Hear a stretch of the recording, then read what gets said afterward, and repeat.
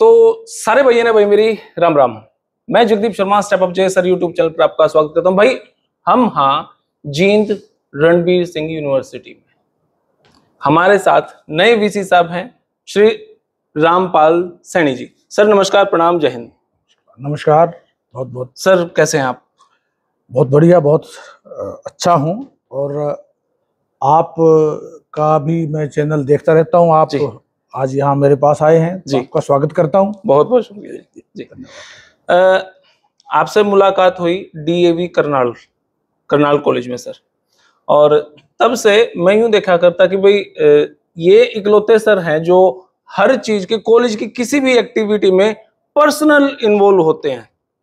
Otherwise तो principal हैं, ज्यादा से इन्वॉल्व होते नहीं, सिर्फ गाइडेंस देने में रहते हैं कि भाई हाँ वो डिपार्टमेंट उसका है, उसको ये कार्यभार दे दें, लेकिन आप पर्सनली इन्वॉल्व होते हैं किसी भी कार्यक्रम में। अब आपको चार्ज मिला है वीसी रणबीर सिंह यूनिवर्सिटी में, किस तरीके से आप इस कार्य को देख रहे हैं? आपने बहुत अच्छी बात कही है कि मैं या नोट की है आपने जी कि भी आप दूसरी हायर एजुकेशनल इंस्टीट्यूट्स में भी जाते हैं जी, जहां आप वहां के मुखिया की भूमिका के बारे में आप बात कर रहे हैं कि भी वो गाइडेंस देने में ज़्यादा रहते हैं, पर्सनल इन्वॉल्वमेंट उनकी उतनी नहीं होती जितनी मेरी होती है। जी जी जी जी। तो मैं बिल्कुल, आपकी बात सही है। और मेरी व्यक्तिगत जो सक्रियता है गतिविधियों में, जो विद्यार्थियों के संस्कार निर्माण में और उच्च शिक्षा में जिन बिंदुओं को लेकर के हम चिंतित रहते हैं, हम बात भी करते हैं नॉर्मल रूटीन में, ऐसा नहीं हो रहा है, ऐसा होना चाहिए जब हम उस पद पे नहीं होते हैं। लेकिन जब हमें मौका मिलता है तो हमें वो करके दिखाना चाहिए।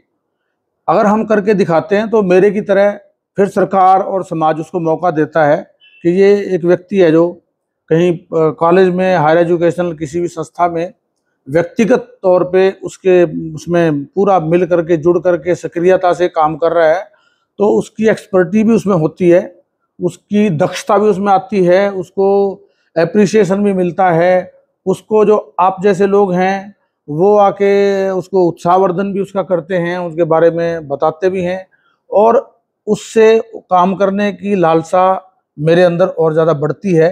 और उसी को देखते हुए, मेरे काम को देखते हुए, योग्यता के साथ साथ मेरे काम को देखते हुए सरकार ने मुझे ये सौभाग्य मिला है कि मुझे इस विश्वविद्यालय में कुलपति के रूप में कार्य करने के लिए मुझे दायित्व सौंपा गया है। तो मैं अपने हरियाणा सरकार का शिक्षा विभाग का ये बहुत शुक्रगुजार हूँ कि उन्होंने मुझे इस उभरते हुए विश्वविद्यालय में, जहाँ काम करने की और काम करवाने की बेहद संभावनाएं हैं, बहुत सुंदर संभावनाएं हैं, तो अपने आप को प्रूव करने की भी और दूसरों के साथ मिलकर के काम करने का भी एक बहुत सुनहरा मौका मैं इसको समझता हूँ।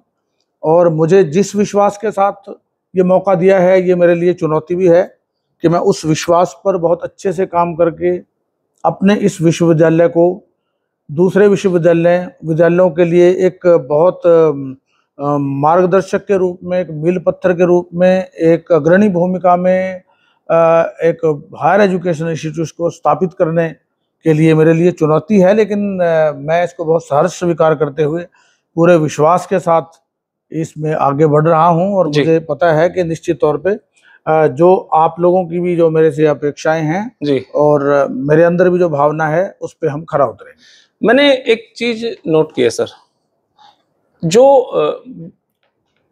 गजटेड ऑफिसर है जैसे आप, बच्चों के साथ बच्चा होना पसंद नहीं करते। अगर ऐसा करेंगे तो फिर डिसिप्लिन मेंटेन नहीं हो पाता। वहां पे कहीं ना कहीं बच्चे इतने खुल जाते हैं कि वो थोड़ा सा डिसिप्लिन, सीधी सी बात है, मेंटेन नहीं होता। मैंने आपको देखा है बच्चों के साथ बने भी रहते हैं और बच्चे कहीं ना कहीं डरते भी हैं। ये भी बहुत बचपन से शिक्षा मिली है। हमारे जो गुरुजन होते थे जी, मैं श्रीमान Dinanath Batra ji Kurukshetra Gita senior secondary school में प्रिंसिपल रहे हैं बहुत लंबे समय तक। वो 24-25 साल वो उन्होंने प्राचार्य के रूप में काम किया जी। मैं उनसे मुझे बहुत सीखने का भी मौका मिला और मैं उनका बहुत प्रिय छात्र था। और वो जब मैं देखता था कि विद्यार्थियों को उस टाइम में थिएटर में जाके, फिल्म थिएटर में जाके टॉर्च लेके और हाफ टाइम में या उसमें चेक करके विद्यार्थियों को, और अगले दिन उनका रिमांड होता था फिर कॉलेज में। वो प्यार भी बहुत करते थे, और जहाँ गैप रखने की चीज है वहाँ गैप भी रखते थे। तो जो आप कह रहे हैं, हमें समस्या का तो हमें एक्चुअल में तब पता चलता है जब हम विद्यार्थियों के साथ थोड़ा बहुत, जहां तक हमारी मर्यादा अलाउ करती है वहां तक हम सच्चाई को जानने के लिए, या विद्यार्थियों की वास्तविक कोई समस्या है उसको जानने के लिए, या वो क्या चाह रहे हैं, या फिर यदि मेरे बिना उनका काम नहीं चल रहा है, मुझे ऐसा लगता है कि मुझे भी विद्यार्थियों को मोटिवेट करना चाहिए, उनके साथ खड़े होना चाहिए, या उनको आगे बढ़ने के लिए जो मेरे अंदर जो चीज़ है, जो मुझे लगता है कि उनको बताने की आवश्यकता है, तो मुझे जरूर बताना चाहिए उस बैरियर को तोड़ के। जो हमारे बीच में गैप है, एक बैरियर है कि भी मुझे ज़्यादा स्टूडेंट्स से, विद्यार्थियों से अगर ज़्यादा बातचीत करेंगे तो फिर वो ज़्यादा, जो आप कह रहे हैं, अनुशासनहीनता पे उतारू हो जाते हैं। सबसे पहले उनको ट्रेनिंग देने की जरूरत है कि हम उनके पेरेंट्स हैं, उनके पेरेंट्स से भी ज़्यादा हैं, क्योंकि कबीर जी ने तो हमें यहाँ तक दर्जा दिया है, गुरु गोविंद दो खड़े काके लागू पाए, यानी उन्होंने तो भगवान से भी आगे की श्रेणी में है, जो गुरु को रखा है, शिक्षक को रखा है। तो इसलिए हम एक डॉक्टर भी हैं, वैद्य भी हैं, हमें ये भूमिका भी निभानी पड़ती है, एक साइकोलॉजिस्ट भी हैं, हम उनके मार्गदर्शक भी हैं, उनके पेरेंट्स भी हैं, हम उनके मित्र भी हैं, जब वो हमारे साथ मिलके चलते हैं, क्योंकि ये कोई कारीगर वाला काम तो है नहीं, या कोई दूसरा काम नहीं है। यहाँ तो हम जब तक हमारा एक ऐसा संप्रेषण नहीं होगा प्रभावशाली आत्मिक तौर पे जुड़ने का, क्योंकि ये ट्रांसमिशन है कल्चर का, सोसाइटी के सामाजिक मूल्यों का, ये भी हमें साथ साथ में ट्रेनिंग देनी है विद्यार्थियों को। वो ट्रेनिंग कब मिलती है? जब हम में ये क्वालिटी होगी, हम विद्यार्थियों को एक अपने आप को मॉडल के रूप में उनके बीच में रखेंगे, तो फिर हमें अनुशासनहीनता का डर नहीं रहता।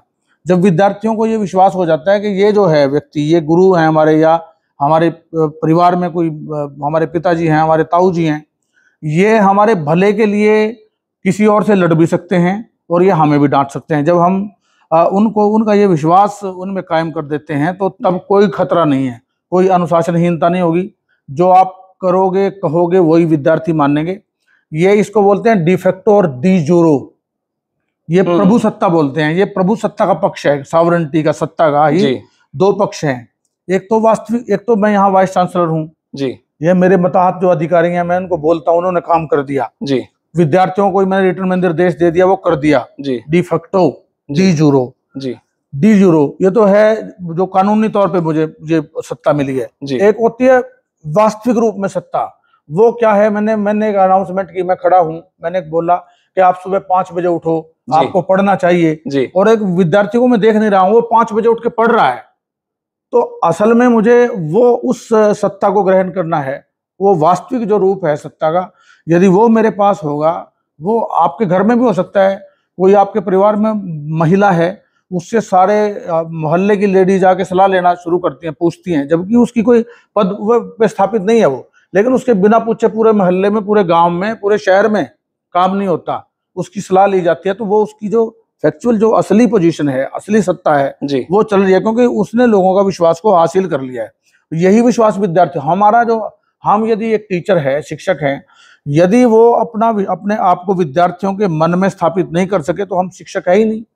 हमारे लिए बहुत बड़ा चैलेंज भी है ये कि हमें विद्यार्थियों के विश्वास को हासिल करना है, उनको ये बिल्कुल ये दिखाना है कि हमारे सर जो बोल रहे हैं वो 100% सही है, सच है, और यही अगर इस रास्ते पे हम चलेंगे तो हमारे निश्चित तौर पे हमें कामयाबी मिलेगी। तो कोई विद्यार्थी कोई अनुशासनहीनता नहीं करेगा, उद्दंडता नहीं करेगा। समझाने की बात है, डायरेक्शन की बात है, यही चीज हमने सीखी है, यही सम्मोहन है, यही जो जादू है, विद्या है, यही गुरु के पास होती है। अगर ये विद्याहीन है गुरु, तो फिर हम टीचर कैसे हैं? समाज को आप तभी पथ प्रदर्शक बन सकते हैं यदि आपके पास इतनी रोशनी, इतना प्रकाश यदि आपके पास है कि आप दूसरे के प्रकाश को छोटा करके बड़ा ज्यादा प्रकाश कर दो, तो वो निश्चित तौर पे आपके प्रकाश में ही चलेगा। क्या बात है सर।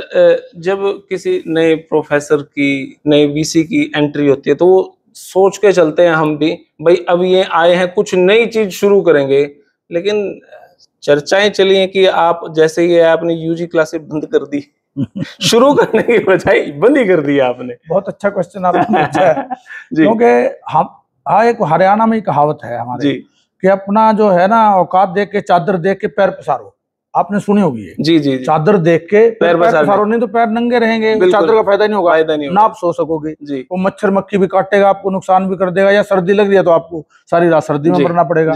वो स्थिति है हमारी अभी जो है। चादर जितनी है हम उस चादर को मेंटेन भी रखें बहुत अच्छे तरीके से। हमने उस चादर को धूमिल भी नहीं होने देना है कि भी हम भर्ती इतना ज्यादा कर लें कोर्सेज। ये बड़ी खुशी की बात होती है कि हम ज्यादा से ज्यादा विद्यार्थियों को ज्यादा से ज्यादा कोर्सेज ला के जो कैरियर ओरिएंटेड हैं, वैल्यू ओरिएंटेड कोर्सेज हैं वो शुरू करें। लेकिन बेसिक चीज क्या है, जिन हमने डिपार्टमेंट्स को स्थापित किया है, यानी फर्स्ट डे से 2014 में ये विश्वविद्यालय बना, उसमें जिन डिपार्टमेंट्स की मूल रूप से स्थापना हुई उन डिपार्टमेंट्स में ना तो कोई रेगुलर टीचर है, ना आज तक 19 डिपार्टमेंट से ज्यादा ऐसे डिपार्टमेंट्स है 28 में से जिनमें ना कोई रेगुलर है ना कोई कॉन्टेक्चुअल है।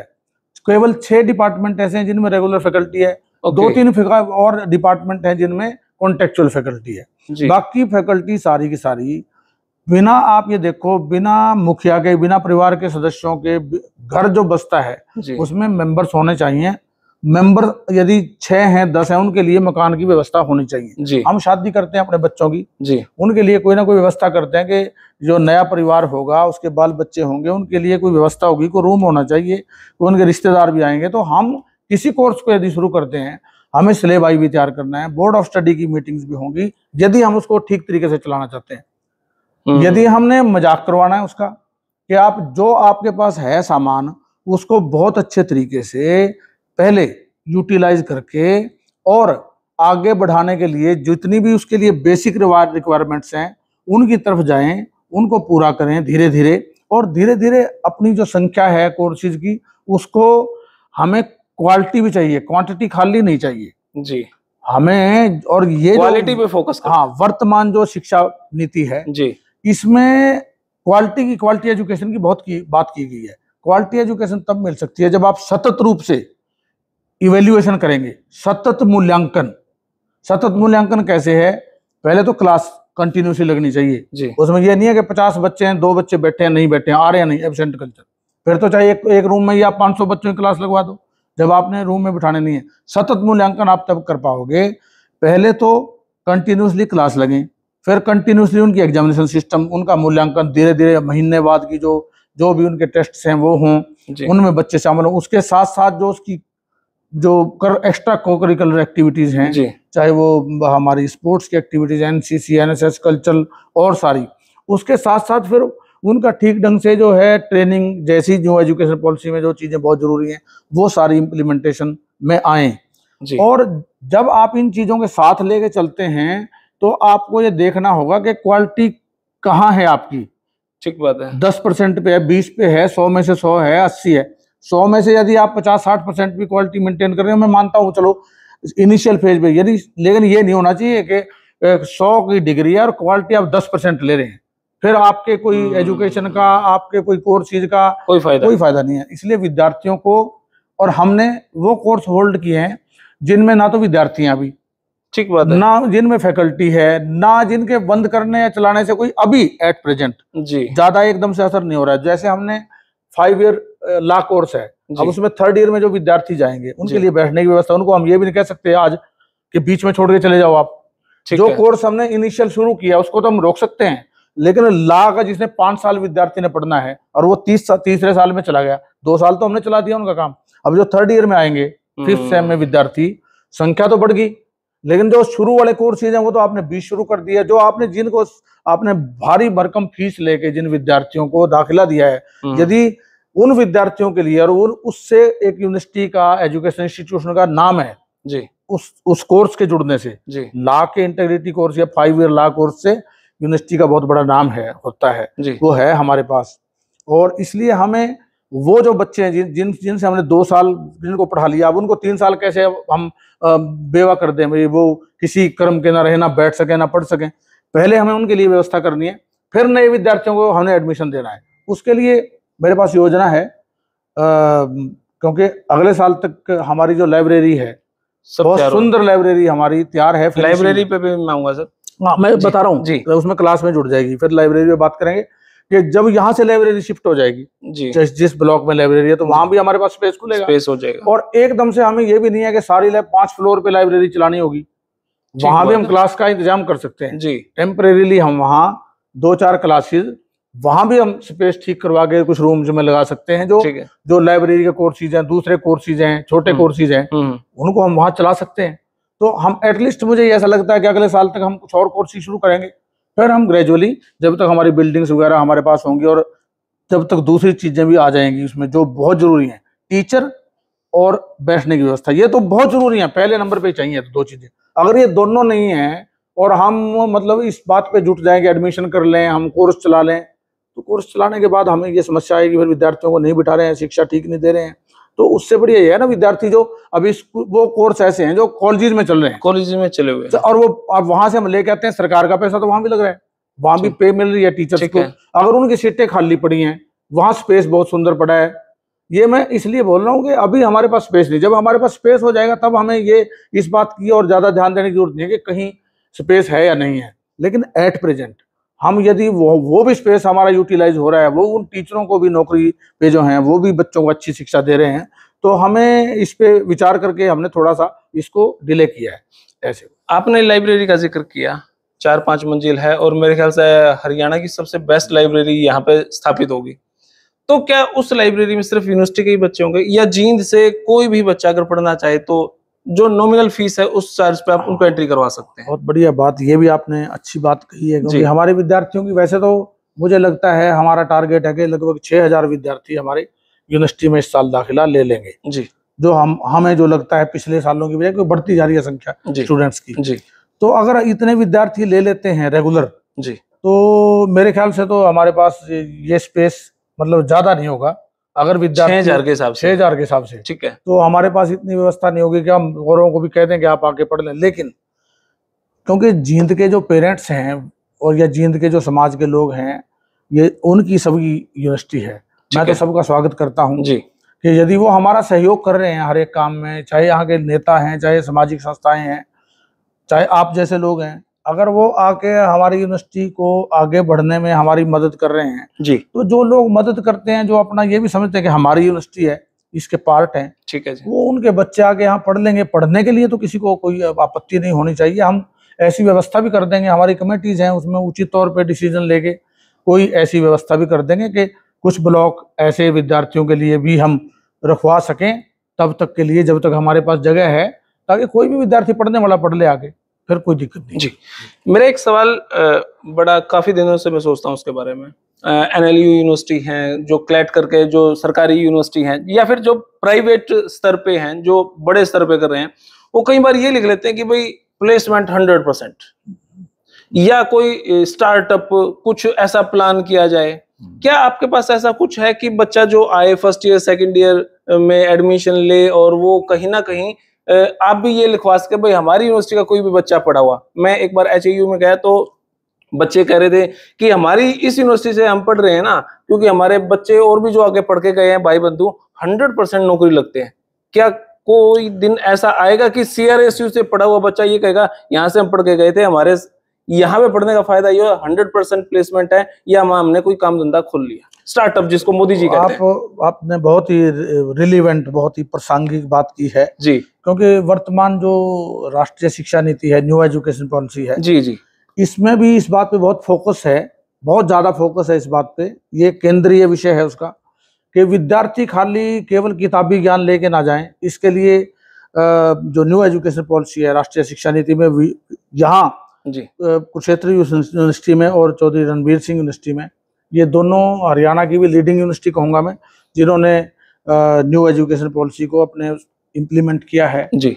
तो उसमें ये बहुत ही प्रमुखता से बात है, नंबर 1 पे तो यही है कि सेकंड ईयर में के बाद विद्यार्थी सेकंड ईयर तक जी कोई भी विद्यार्थी जो है वो 120 घंटे की मिनिमम उसको ट्रेनिंग के लिए कहीं जाना पड़ेगा, कहीं ना कहीं ऐसी कोई ट्रेनिंग अटेंड करनी पड़ेगी, सर्टिफिकेट लेना पड़ेगा, तभी उसको उसकी डिग्री में डिप्लोमा उसकी इंटर्नशिप जैसे बोलते हैं, इंटर्नशिप जैसे बोलते हैं, बिल्कुल वो सभी के लिए कंपलसरी है, चाहे वो कोई आर्ट्स का विद्यार्थी है, कॉमर्स का विद्यार्थी है, चाहे वो जो आप बात कर रहे हैं भाई वो सब के लिए कंपलसरी है।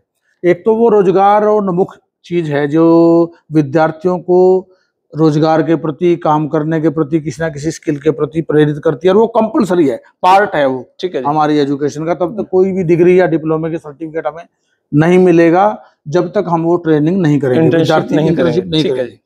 एक बात तो ये होगी इंटर्नशिप वाली, वो पार्ट है इसलिए हम उसको तो करवा ही रहे हैं जी। अब उसको कितने इफेक्टिवली हम करवा रहे हैं, कितने बढ़िया तरीके से, कितनी बड़ी कंपनीज के साथ मिलके हम विद्यार्थियों के बीच में जा रहे हैं, विद्यार्थियों के लिए कितने बढ़िया अवसर हम क्रिएट कर रहे हैं, ये डिपेंड करता है हमारे ऊपर। यूनिवर्सिटी की जो लीडिंग पावर्स हैं, जो जैसे मैं हूँ, वाइस चांसलर की क्या सोच है, रजिस्ट्रार मैडम है, या हमारे डीन एकेडमिक हैं, या हमारे जो ट्रेनिंग के जो डायरेक्टर हैं जी, वो मिलके अच्छी कंपनीज के साथ एमओयू, उसमें प्रक्रिया हमने शुरू कर दी है।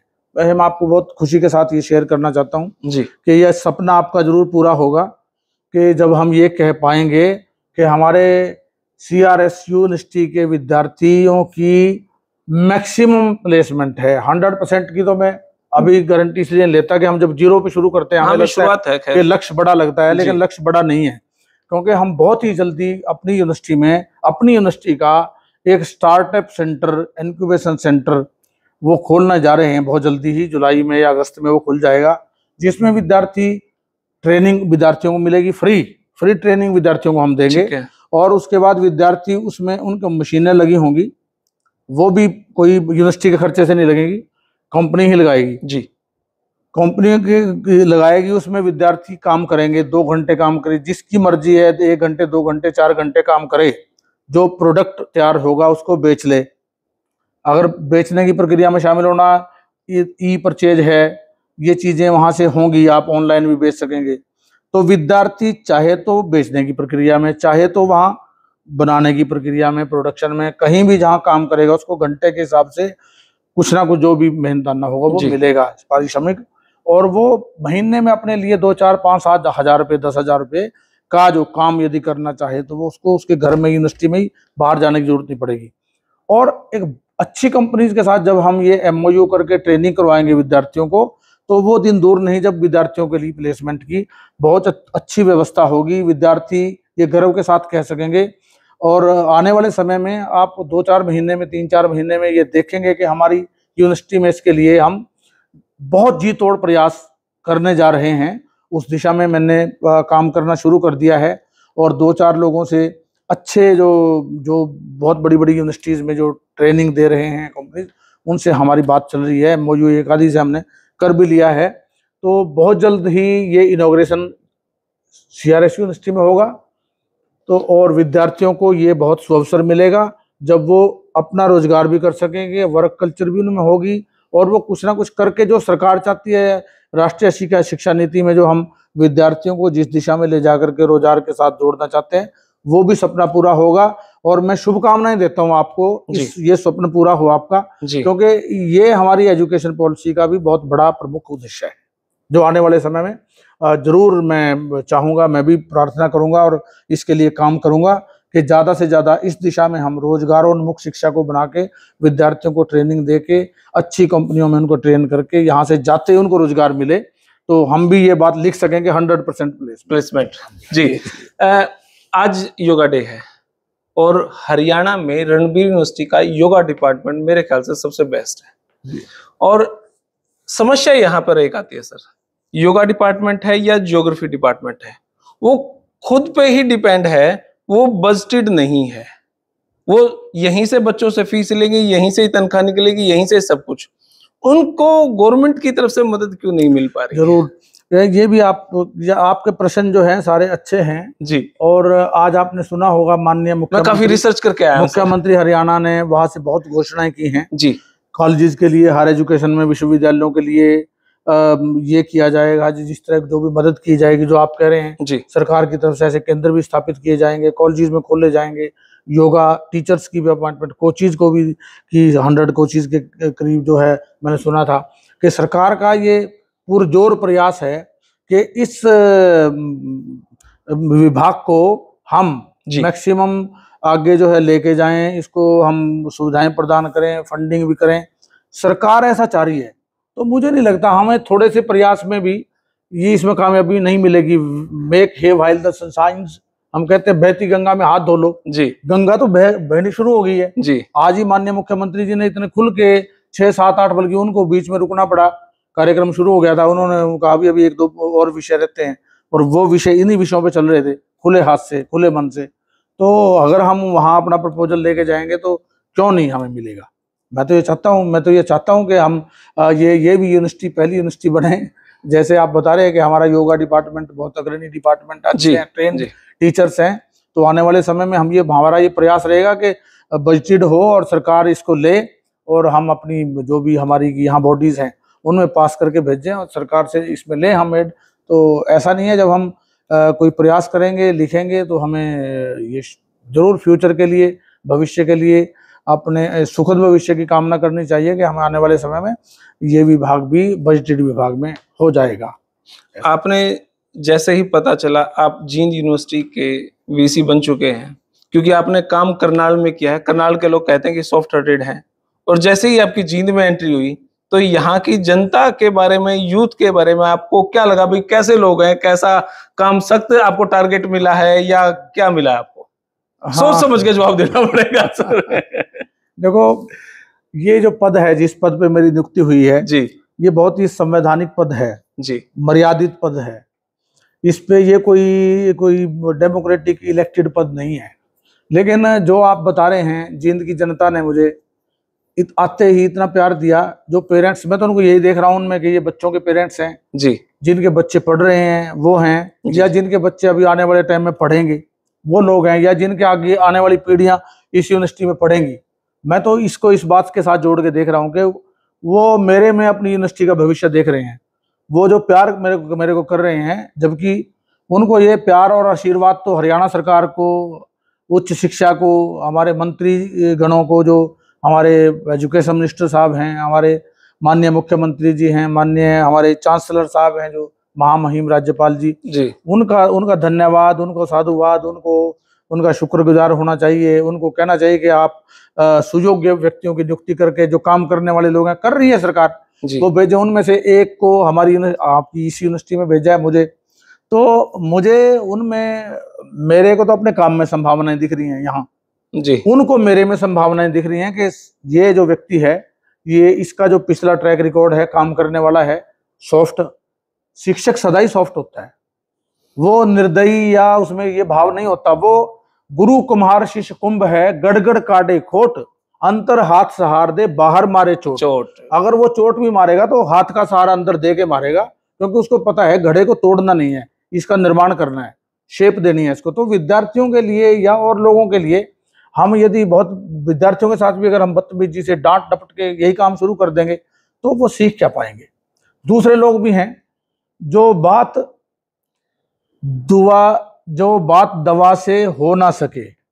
जी, देखो, हर मर्ज की जो है वो दवाई होती है जी, लेकिन बहुत से मर्ज रोग ऐसे हैं जिनको आप दवाई से ठीक ही नहीं कर सकते जी। वो उसके बारे में लिखा है, जो बात दवा से हो ना सके जी, वो बात दुआ से होती है। और जब कामल मुर्शद में, मुर्शद का मतलब गुरु, जब कामल मुर्शद मिलता है तो बात खुदा से होती। क्या बात है। इसलिए कोई भी ये डिपेंड करता है इस बात पे कि आपका जो सॉफ्ट हृदय है वो कोमल हृदय ही होना चाहिए, कोमल ही होना चाहिए।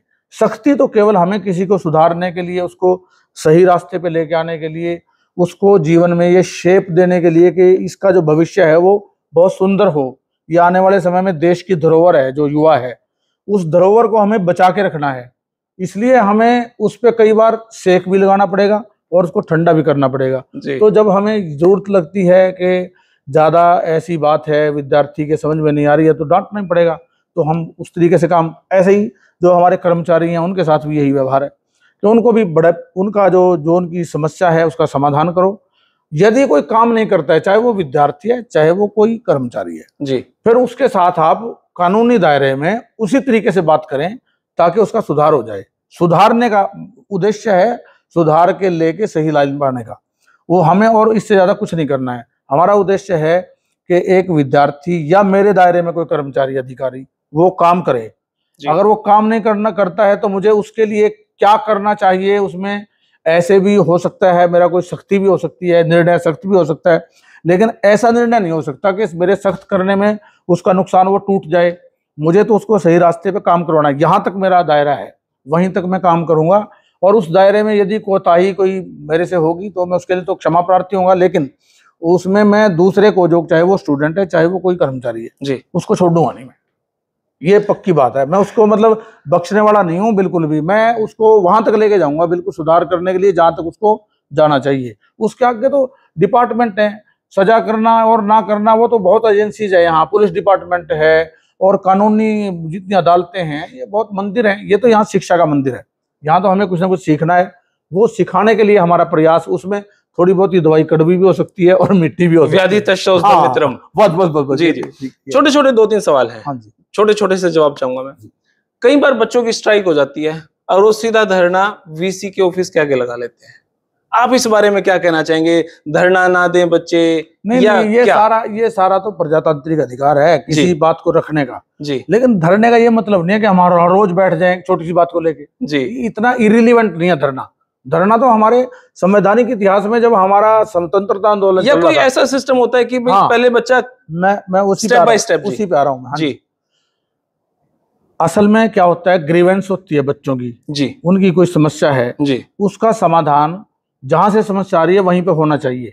ठीक है, बड़े अधिकारियों पे या मेरे तक आने, मेरे तो ये अंतिम, मेरे वाला जो उनका जो भी कहीं बात करनी है जी, वो सबसे लास्ट स्टेप है, यहाँ आने का मतलब ठीक है, है, और धरना भी सबसे लास्ट स्टेप है। जी, तो जो इससे पहले की जो चीजें हैं वो भी करनी जरूरी हैं। 100 डिग्री पे हमें जाना तो चाहिए, जी, लेकिन उसको स्टेप वाइज सिस्टमेटिक जाना चाहिए। पहले 5 पे, 10 पे, 15 पे, 20 पे, 25 पे, 50 पे, 90, 95 पे चले जाओगे तो 100 पे भी फिर तो जाना ही पड़ेगा आपको। जी, जी, लेकिन अगर आपको पहले ही झटके में आप 100 डिग्री पे जाओगे तो आप भी चोट खाओगे, जो चलने वाला है वो भी फेल है, उस जिस मंतव्य के लिए वो कर रहे हैं वो भी, उसका लक्ष्य भी फेल है, दोनों में उसको घाटा है।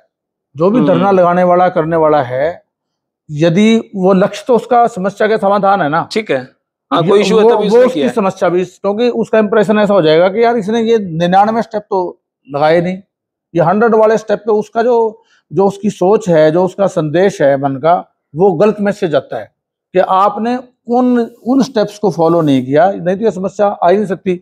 बहुत छोटी समस्या है तो डिपार्टमेंट लेवल, हमारी बहुत सी ऐसी एजेंसी है यूनिवर्सिटी की, हमने एक रैपिड एक्शन कमेटी भी बना दी है मैंने आते ही, जो बिल्कुल पूरे कैंपस में हर एक विद्यार्थी का, हर एक डिपार्टमेंट का निरीक्षण करेगी, और कोई आउटसाइडर अंदर एंट्री ना हो। विद्यार्थी क्लास लगा रहे हैं नहीं लगा रहे हैं, मैंने बहुत सी चीजें उसमें डिफाइन की हैं, वो निरीक्षण करेंगे। नंबर 1, ठीक है जी। विद्यार्थी को कोई समस्या है, मैं अभी सजेशन बॉक्स लगवा रहा हूँ, जैसे कैंटीन में सजेशन बॉक्स होगा, जैसे हॉस्टल में सजेशन बॉक्स होगा, जैसे इधर कहीं गर्ल्स हॉस्टल में सजेशन बॉक्स होगा, कोई और है यहाँ एडमिनिस्ट्रेटिव ब्लॉक में बाहर वाली साइड में कहीं, तो बॉक्स कब खुला एक तो हाँ उसको एक तो वो बॉक्स होगा जी। एक तो विद्यार्थी अपने लेवल पे अपने टीचर्स से, जैसे किसी डिपार्टमेंट की समस्या है विद्यार्थियों की, वहाँ हर एक डिपार्टमेंट का चेयरमैन है, चेयरपर्सन है, वहां बात करें, वो वहां रिजॉल्व नहीं होती है, उसके बाद डीन ऑफ एकेडमिक अफेयर्स है, कोई ऐसी समस्या है तो वहां आ जाए, और बिल्कुल लास्ट में इतने स्टेप्स के बाद भी अगर कोई चीज नहीं होती है तो वो मेरे से बात कर लें, कोई दिक्कत नहीं है, मैं करूंगा समाधान। दूसरी बिना धरने की भी बात हो सकती है, बिना मैं वही बात कह रहा हूँ कि ये 100वां स्टेप है जी, जिस तक जाने की हमें जरूरत ही नहीं पड़ती, और वो जरूरत तब पड़ती है जब सारा प्रशासन, मतलब कोई ऐसा नहीं है, तो जींद बहुत छोटा सा शहर है, छोटी सी यूनिवर्सिटी है, सारे लोग आपस में जानते हैं जी, और विद्यार्थियों को भी मैं तकरीबन अभी पहचानना शुरू कर दूंगा थोड़े दिन में, महीने 2 महीने में, जैसे टीचर्स विद्यार्थियों को पहचानते हैं, हो सकता है मैं भी विद्यार्थियों को पहचानना शुरू कर दूंगा जी। तो हमारे टीचर्स भी, मेरे को ऐसा नहीं लगता इस तरह के हैं, हमारे अच्छे टीचर हैं, संवेदनशील हैं, टीचर तो होता ही संवेदनशील है जी, वो कभी नहीं सोचता कि मेरे विद्यार्थियों को अननेसेसरी प्रॉब्लम हो, लेकिन फिर भी यदि कोई उनके हाथ में नहीं है चीज, तो बहुत से चैनल हमने बना रखे हैं, ऐसी कोई आवश्यकता नहीं पड़ेगी, और यदि पड़ती भी है तो उनका निदान करेंगे हम, मैं खुले मन से निदान करूंगा, ऐसी कोई जरूरत नहीं है। लेकिन हर एक पॉइंट पे, बहुत छोटी सी पॉइंट पे, जो नीचे के स्टेप्स हैं, हमारी कितनी एजेंसीज हैं, प्रोक्टर है हमारे, सिक्योरिटी ऑफिसर हैं, चीफ सिक्योरिटी ऑफिसर हैं, चीफ वार्डन हैं, हॉस्टल वार्डन हैं, हमारे डिपार्टमेंट्स के हेड्स हैं, हमारे जो डीन एकेडमिक हैं, डीन स्टूडेंट वेलफेयर हैं, रजिस्ट्रार मैडम हैं, कितने स्टेप्स हैं, कहाँ तक समस्या आ ही नहीं सकती यहाँ तक। यहाँ अगर मेरे को हर एक समस्या को डील करना पड़ेगा तो काम कैसे कर पाऊंगा? जो आप चाह रहे हो मेरे से 100% प्लेसमेंट हो, विद्यार्थियों की सारी क्लासेस लगें, विद्यार्थियों में एक नवचेतना का विकास हो, यूनिवर्सिटी का जो विद इन 6 मंथ कम से कम मैं जो चाहता हूँ वो मूल्यांकन हो, नैक एक्रेडिटेशन हो, तब हमारी यूजीसी में कहीं हम बात करने लायक बनते हैं। हम कोई ग्रांट लेने की बात करते हैं, कितना जो मर्जी आप कोई भी कोर्स लेना है, ग्रांट लेनी, आपके पल्ले ये चीज तो होनी चाहिए। आप एक टीचर हैं, शिक्षक हैं, जब तक आपके पास डिग्री नहीं है जी, और वैलिड जगह से डिग्री नहीं है तो आपको कैसे मूल्यांकन करेंगे आपका? क्या आप एक शोधार्थी हैं, टीचर हैं, यह नहीं, तो यूनिवर्सिटी का कैसे मूल्यांकन करोगे आप? सबसे पहले नैक होना चाहिए, जिस पे मैंने काम शुरू कर दिया है। नैक हम 6 महीने के अंदर अंदर यूनिवर्सिटी का जो किस पायदान पे हमारी यूनिवर्सिटी है, कहाँ पे खड़ी है, वो जब सुनिश्चित होगा हमारा ग्रेड, उसके बाद हम ऑल ओवर इंडिया में कहीं भी कोई भी चीज हमने केंद्र से सहायता लेनी है, यूजीसी से लेनी है, ICSSR से लेनी है, कहीं भी किसी एजेंसी से लेनी है जी, रूसा से लेनी, कोई भी ग्रांट लेनी है, कुछ भी काम करना है, कोर्स शुरू करना है जी, वो उस पे करता है डिपेंड। सबसे पहले यूनिवर्सिटी की वो होनी चाहिए नैक की एक्रेडिटेशन। वो होने के बाद फिर आप चीजें लागू करो। आपको ये समस्या, एक मैकेनिज्म है जिसमें विद्यार्थियों का भी पार्टिसिपेशन होता है, टीचर्स का भी पार्टिसिपेशन। विद्यार्थियों को से मैं ये कभी अपेक्षा नहीं करता कि वो अपने टीचर्स का अपमान करें, ठीक बात, वो पोस्टर लगा के उस पर जूते मारें। ये कभी कहीं किसी ग्रंथ में नहीं लिख रखा है, किसी कानून में लिखा हुआ। विद्यार्थियों में से मैं कभी अपेक्षा नहीं करूंगा कि वो असंवैधानिक काम करें, वो ताले तोड़ें। अगर आप ताला तोड़ रहे हो और उसकी वीडियो बना रहे हो तो ये बहुत बड़ा क्राइम है। उनको बच्चों को समझाए कौन? लेकिन कोई बहुत बड़ी समस्या हुई होगी तब ऐसा नहीं, कोई समस्या हो भी जाए, हो भी सकती है जी, लेकिन उसका ये समाधान नहीं है कि आप कानून को अपने हाथ में ले लो और उसकी वीडियो बनाओ।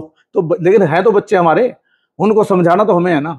तो उनको बहुत प्यार से गाइड करके कि बच्चों, बेटा आपका भविष्य ये काम करने का नहीं है, आपका तो बहुत बड़ा कोई जिम्मेदार नागरिक बनना है, कोई टीचर बनना है, प्रोफेसर बनना है, इंजीनियर बनना है, डॉक्टर बनना है, कुछ और दिशा में अच्छा एडवोकेट बनना है और सर्वोच्च पदाधिकारी बनना है, वो बनाएंगे आपको हम इस काम के लिए थोड़ा आपके, ठीक है आपकी कोई समस्या है उसको हम संवेदनशीलता के साथ सुन के उसका निदान करेंगे, ये होना चाहिए और ये करेंगे। उनको ये समस्या आए ही ना, ये प्रयास होगा। लेकिन अगर विद्यार्थी कोई किसी गलत एक्टिविटी में संलिप्त भी हो जाता है तो उसको भी तो सुधारना हमारी जिम्मेवारी है।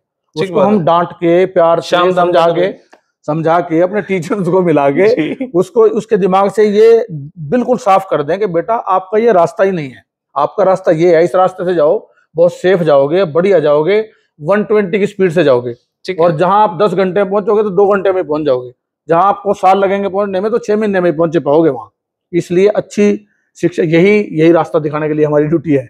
मैं एक बार दिसंबर जनवरी में यहाँ पे आया जी, तो कुछ यूथ मुझे मिला, वो बोला कि भाई यहाँ पे तो या यूनिवर्सिटी में कुछ नहीं है, यहाँ पे प्रोफेसर लेक्चरर्स की तनख्वाह टाइम पे नहीं मिल पाती, यहाँ पे भ्रष्टाचार इतना ज्यादा है, भ्रष्टाचारियों को नौकरियों पे लगाया गया है। इस टाइप की बहुत सारी बातें सामने आई। ये आपके लिए क्या, इसे इन बातों को किस तरीके से सोच रहे हैं? देखा है आपने ऐसा या क्या आपने इसका? देखो, हर एक व्यक्ति का अपना मत होता है जी। अब हर एक चीज को अपनी मर्जी से अपने उसके पैमाने हैं, सोच के देख के आइडिया भी होते हैं उसके जी। कागजों में कुछ और होती है चीज, उसको लगती कुछ और है जी। अब इस बात पे मैं और तो ज्यादा कोई बात टिप्पणी नहीं कर सकता, क्योंकि अब जो मैं काम करूंगा हमारी ये बंदिश है कि हम कानून के दायरे में ही कर सकते हैं काम जी। उसके लिए बाकायदा सिलेक्शन कमेटीज होती हैं, वहां फिर सरकार के नुमाइंदे हैं, उसमें बहुत उसमें रिसर्च वर्क हैं और चीजें हैं। जब 1-2 साल से तनख्वाह नहीं मिली, ऐसा कुछ है? पाया है आपने? सोल्यूशन निकाला है? कुछ 1-2 कर्मचारी थे जिनकी किसी वजह से रुकी हुई थी 26 महीने की, वो मैंने आते ही रिलीज की। 26 महीनों? हाँ, वो तो देखो, वो अधिकार है, जो आदमी काम कर रहा है उसको तो महीने के बाद सैलरी मिलनी चाहिए। ये तो इस पे तो कहीं ना कहीं गड़बड़ थी, जो भी थी वो, लेकिन हमने उसको तुरंत प्रभाव से, मैंने आते ही पहले दिन, जिस दिन मैंने ज्वाइन किया, मैंने आते ही वो काम किया कि और काम हम बाद में देखेंगे, पहले पे करें। और जो इश्यूज हैं वो जो जैसे फेक ज्वाइनिंग का इशू चलता है, कई बार ऐसा सुनने में आता है। अब इस बात पे जो आप बात कर रहे हैं जी, ऐसे कोई ज्वाइनिंग हो नहीं सकती। मतलब ये कहीं हमने तो सुना देखा नहीं है कि बिना किसी उसके वो आप ज्वाइन करा लो, उसके लिए कुछ परफॉर्मेंस भरना पड़ेगा, एप्लीकेशन भी लिखी जाएगी, और अगर ऐसा होगा तो फिर इश्यूज आएंगे। अगर जो आप बात कह रहे हैं अगर ऐसा होगा तो फिर सिस्टम में जो कानून के दायरे हैं वो तो अलाउड नहीं करते ये चीजें कि फेक ज्वाइनिंग करवा लो आप जी फिर कानून के दायरे में तो फंसोगे आप। जी कोई भी काम अगर आप गैर कानूनी करते हो कानूनी पोस्ट पे बैठ के, जी तो फंसना निश्चित है 100%। आप उसको ये कह के नहीं छूट सकते कि जी नहीं नहीं ये तो हो गया होगा जी, चल गया होगा, क्योंकि इसमें गुंजाइश नहीं होती। इसमें तो जो फाइल पे जो चीज़ फैक्चुअल पोजीशन है, जो कानून कहता है वैसे ही करना होता है और वैसे करना चाहिए। मेरा तो ये संकल्प है, मैं इस कुर्सी पे बैठा हूँ पूरे संकल्प के साथ, ये बात कहता भी हूँ और आपको विश्वास भी दिलवाता हूँ। जो भी ये आप इंटरव्यू देख रहे होंगे उनको भी विश्वास दिलाता हूँ कि कोई भी ऐसा कार्य ना तो कृपया लेके आए मेरे पास जी जिसको कानून अलाउड नहीं करता, क्योंकि वो निराश होकर जाएगा मेरे से। वो हो सकता है फिर बाद में उतनी ही निराशा उसको मिलेगी कि काम हुआ नहीं। जो काम करना चाहिए हमें, बच्चों की कोई समस्या है, कोई फीस के इशू है, रिजल्ट के इशू है, स्टडी से रिलेटेड इशू है, और कोई जो भी इशूज विश्वविद्यालय से रिलेटेड हैं, उन इश्यूज पे सभी का स्वागत करूंगा। यदि किसी के पास कोई अच्छा सुझाव है, उसको कानून के दायरे में लागू करने में बिल्कुल नहीं हिचकते। कोई भी बहुत बातें होती हैं, जैसे नियुक्तियों की बातें हैं, इस पे बहुत पॉइंट चलते हैं जी ये, लेकिन एक इसका प्रोसीजर है। उस प्रोसीजर को सरकार से परमिशन लेके उस पूरे प्रोसीजर को अच्छे तरीके से, अब रोस्टर सिस्टम है जी जब सुप्रीम कोर्ट क्या सरकारें क्या वो सुनिश्चित कर रही हैं, हमें उसको इंक्लूड करके उसको अपडेट करके जब हम काम करेंगे जी तो क्यों चैलेंज होगा वो काम? क्यों उसमें कोई आदमी कल को क्वेश्चन मार्क लगाएगा? वो क्वेश्चन मार्क लगाने के लिए, और अगर फिर भी कोई लगाता है तो वो पब्लिक और सरकार उसका जवाब दे देती है, अगर कोई ठीक कार्य पे भी क्वेश्चन मार्क लगाता है। लेकिन अगर कोई कार्य में हमने बहुत उसमें इस तरह की कोई लैकुना छोड़ दिया तो फिर वहाँ पे ये बातें आती हैं। इसलिए मेरा प्रयास ये रहेगा कि मुझे यह दायित्व सौंपा है, मैं अपने कार्यकाल जितना भी मुझे यहाँ काम करने का अवसर मिला है उसमें कानून का सम्मान करते हुए, अपनी मर्यादाओं को देखते हुए, जो चीज़ें बच्चों के विकास के लिए, समाज के विकास के लिए और कहीं मेरे दायरे में आएंगी, चाहे वो नियुक्तियां हैं, चाहे वो किसी की इंक्रीमेंट है, चाहे वो किसी की प्रमोशन के इशू हैं, टीचर्स की, नॉन टीचिंग स्टाफ की, उनको इसके लिए मेरे चक्कर काटने नहीं पड़ेंगे। वो उसका एक मैकेनिज्म तैयार होगा बिल्कुल टाइमली। उनको जैसे आप पे का इशू करें, जो समय होगा मेरे कॉलेज में जाके पता करें, जहां मैं छोड़ के अभी आया हूँ जी, आप देखें वहां जब सरकार से जिस दिन पे आती है उसी दिन टीचर्स के खाते में चली जाती है।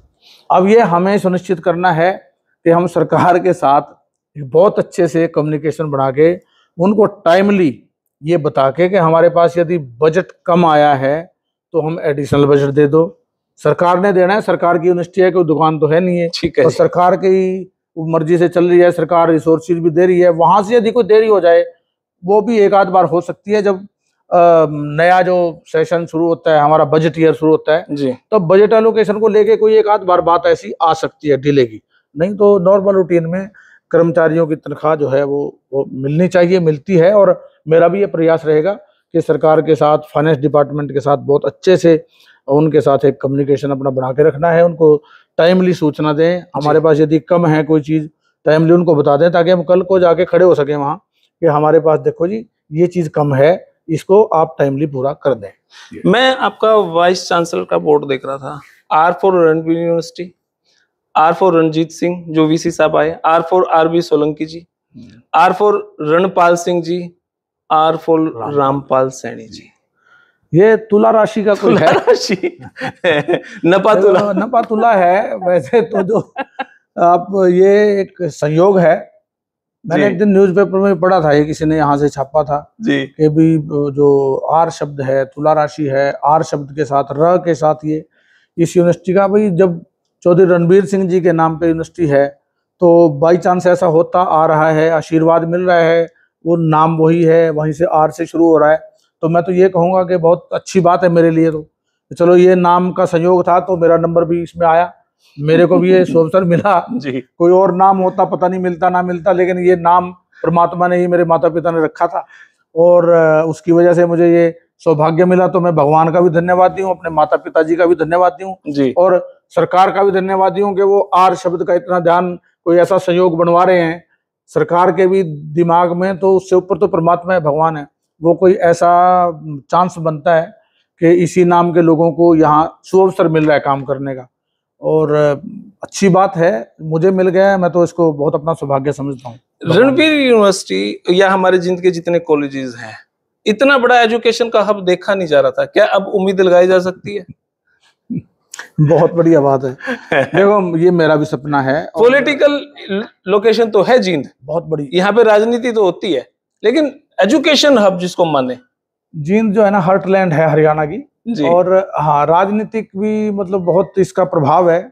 और लोग खिलाड़ी भी यहाँ से बहुत हैं, कलाकार बहुत हैं, यहाँ के बच्चे मैं देखता हूँ। कुरुक्षेत्र विश्वविद्यालय में भी जो नेशनल में टीमें जाती हैं, बहुत विद्यार्थी यहाँ से होते हैं जींद जिला के। तो बच्चों में संभावनाएं बहुत हैं, और यूनिवर्सिटी इसीलिए ये यहाँ जो सेंटर से यूनिवर्सिटी में तब्दील किया, इसको संभावनाएं सरकार को नजर आई होंगी जी। नहीं तो सेंटर ही रहता, रीजनल सेंटर था, एमपीएमसी की क्लास थी। और 14 के बाद भी इसने बड़ी तरक्की की है जी। यहाँ जो भी व्यक्ति आता है, कोई भी टीचर्स आते हैं, दूसरे लोग, एक्सपर्ट लोग आते हैं, तो वो एक बार तो देख के प्रभावित होते हैं कि अभी ये बच्चा ही है ये यूनिवर्सिटी, और इसमें अभी भी बहुत अच्छे अच्छे से इंफ्रास्ट्रक्चर डेवलप होने जा रहा है। कोर्सेज आप बहुत बढ़िया बढ़िया शुरू कर रहे हैं।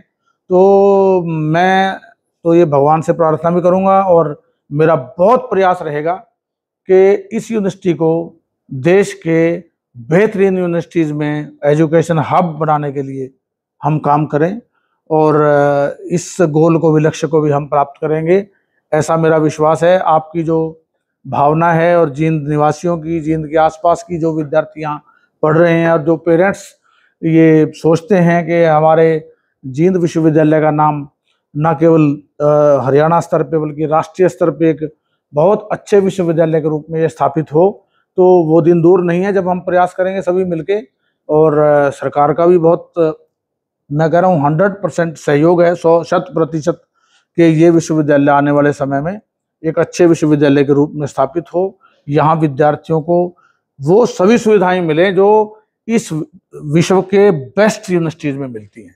आखिरी सवाल। हाँ जी, मैंने आपको कई बार कल्चरल एक्टिविटी में देखा है, और आप जो रागनी है वो भी बहुत अच्छे से, आपको बहुत ज्यादा पता है। मेहर सिंह की है, जगदीश चंद्र जी की है, तो कोई एक दो कली करके बस समापन की तरफ जो आपको सबसे यूं लगता है कि भाई हाँ ये बहुत सी चीजें हैं। अब आपने ये बहुत कठिन बात मेरे से पूछ ली है जी, क्योंकि हम हरियाणा के रहने वाले लोग हैं, और हरियाणवी हमारी माँ बोली है जी, और उसमें हरियाणवी साहित्य को, संस्कृति को मैंने बहुत पढ़ा है और बहुत गाया भी है। अगर आप रागनी की बात करोगे या कोई और विषय पे इस पे बात करेंगे हम, तो बहुत सी किस्से रागनियाँ मुझे याद हैं। जैसे जगदीश चंद्र जी के, जगदीश चंद्र वत्स जी की हैं। जगदीश चंद्र वत्स जी का आपने नाम लिया, बहुत से हैं ऐसे कवि। हरिकेश पटवारी हैं जी जी, उनकी बहुत निर्गुण भजन है। कुलभू मंडल मृत्यु लोक पाताल गगन में तू है, काम क्रोध मद लोभ मोह जल पवनागन में तू है। एक उनका अंतरा सुनाता हूँ। भक्त तेरे वश रहें सदा, भगवान के बारे में स्तुति गान है जी। भक्त तेरे वश रहें सदा, भक्तों के वश में तू है, रोम चरम लहू आड मास, नाड़ी नस नस में तू है, जीवन मरण लाभ हानि और यश अपयश में तू है। परमात्मा नेकी बदी गमी शादी, उत्साह विघन में तू है, काम क्रोध मद लोभ मोह जल पवनगन में तू है। अब एक और कवि की बताता हूँ, जिसमें एक अनपढ़ व्यक्ति, या सजुमा गांव पड़ता है पास में जी, जयचंद कोई व्यक्ति था, वैसे पशु चराने वाला अनपढ़ व्यक्ति, और 83-4 में मैंने नोट की थी ये उनके पास बैठ के। वो तो लिखना पढ़ना नहीं जानते थे जी। भगवान की स्तुति लिखी हुई है उन्होंने। दीन दयाल दया के सागर, न्याय करण की कार तेरी। होठ पे होठ नहीं लगता इसमें जी। दीन दयाल दया के सागर, न्याय करण की कार तेरी, अचल अनादि हरता करता, आस करे संसार तेरी। पहली कली, धरण गगन का नहीं सहारा पृथ्वी, और देखो शब्द विन्यास जी। धरण गगन का नहीं सहारा, निराधार अटका राख्या, देख आकाश रात दिन तारे, दिन कर शशि लगा राख्या, ऐसा गगन सजा राख्या से, तारियां की संचार तेरी, अचल अनादि हरता करता, आस करे संसार तेरी। जगदीश चंद्र वत्स जी समाज के बारे में, देश के बारे में उन्होंने लिखा, बहुत चिंता व्यक्त की। 80s में रागनी लिखी उन्होंने, 79-80 में जी। ये लिखी कि मिट्टी गलानी और हया, मतलब लोगों अपनी मनमर्जी करने शुरू कर दिया जी। उनमें आपस में ये वैल्यूज खत्म हो गई। मिट्टी गलानी और हया, भाई का गढ़ भाई काटे, नहीं पिता का हुक्म सहा, वीर मर्द के चले मुकदमे, त्याग खसम जट करे नया, और चावे थे देश चांद पे चढ़ना, यू देश रसातल बीच गया। रहा पटकता शीश ने, कागा के जगदीश ने, घना मगज खपाया है, जमाना कैसा आया है। कौन बचावे देश ने, जनता और नरेश में, अंधेर छाया है, जमाना कैसा। ये पंडित जगदीश चंद्र वत्स जी ने 80s में ये चिंता व्यक्त की थी समाज के बारे में, जो आज और देश और समाज के बारे में। हाँ, और जो अब तो वो और कुछ लिख देते, अगर अब होते तो 100 साल आगे की बात अब लिख देते। ये भी यदि 80s की बात करते हैं तो हम 40-50 साल पहले उन्होंने ये बातें लिखी हैं, जो चीज हमने देखने में आई हैं कि ये चीजें आगे बढ़ती गई हैं। और वाकई में जो सरकार के रहनुमा हैं जी, अधिकारी हैं, माननीय वर्तमान समय में माननीय प्रधानमंत्री जी हैं, जो सारे विश्व को रास्ता दिखा रहे हैं, उन्होंने बहुत सी चीजें पकड़ी हैं।